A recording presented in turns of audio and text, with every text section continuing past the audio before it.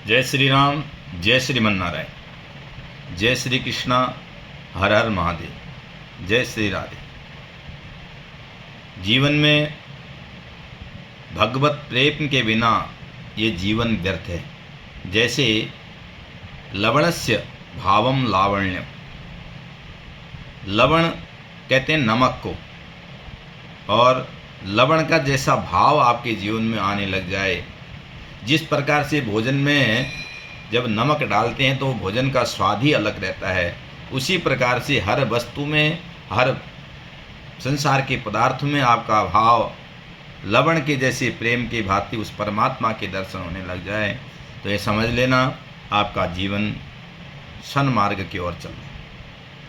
आप अनेक प्रकार के व्यंजन बनाइए, लेकिन उन व्यंजनों का स्वाद तभी फायदेमंद है, तभी सफल है जब नमक उनमें ठीक हो। हालांकि नमक ब्लड प्रेशर हाई और लो कराता है, लेकिन नमक के बिना व्यंजन व्यर्थ है।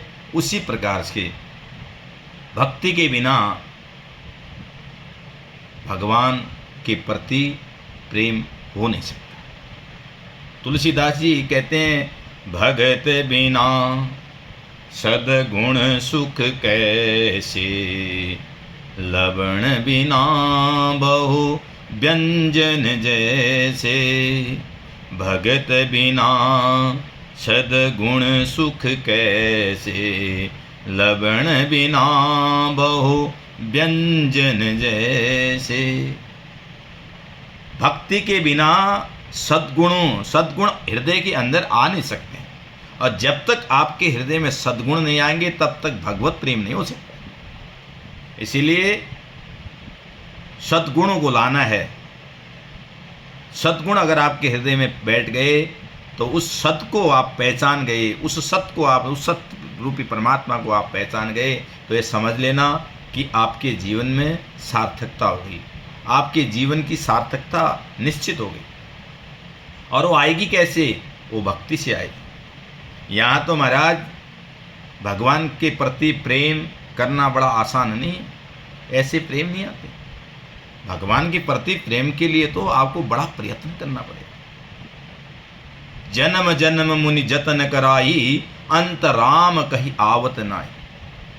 अरे जन्म जन्म से मुनि लोग, जिन्होंने, मुनि किसे कहते हैं? जो मौन रहते हैं।